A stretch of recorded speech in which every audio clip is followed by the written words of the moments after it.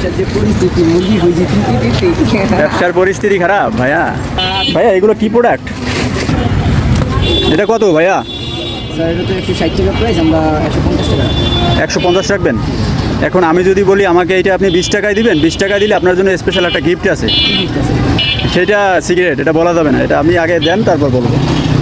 ঠিক আছে, নিয়ে আসবেন gift। 20 টাকায়? 20 টাকায় কিনলাম। ভালোবাসা দিলাম। 20 টাকায় বাটার সল্ট কুকিজ পাইলাম না? আচ্ছা এটা প্যাকেট করেন। 20 টাকায় বাটার সল্ট কুকিজ, তাও আবার 800 গ্রাম, তাই না? যাক, এখন আপনার জন্য একটা স্পেশাল গিফট আছে, গিফট আমি দেই নাকি? এর আগে আপনার টাকাটা দিয়ে নেই, তাই না?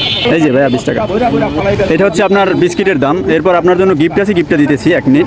এই যে নেন আপনার গিফট, আমার পক্ষ থেকে আপনাকে গিফট। 10 টাকা? আরে ভাই 10 টাকা গিফট হিসেবে দিছি আপনাকে, নেন রাখেন, সমস্যা নাই। 150 টাকার জিনিস নিয়ে আপনি আমার 10 টাকা দিতেছেন gift। আরে ভাইয়া রাখেন, আমি খুশি হয়ে দিচ্ছি তো আপনাকে। আপনার লাগলে আরো আমার 30 টাকা লাগবে, জান না। আরে ভাই এটা কোনো কথা কইলেন? আপনি আমার টাকা আমাকে দিয়ে দিতেছেন আবার, মানে জান ভাই, জান।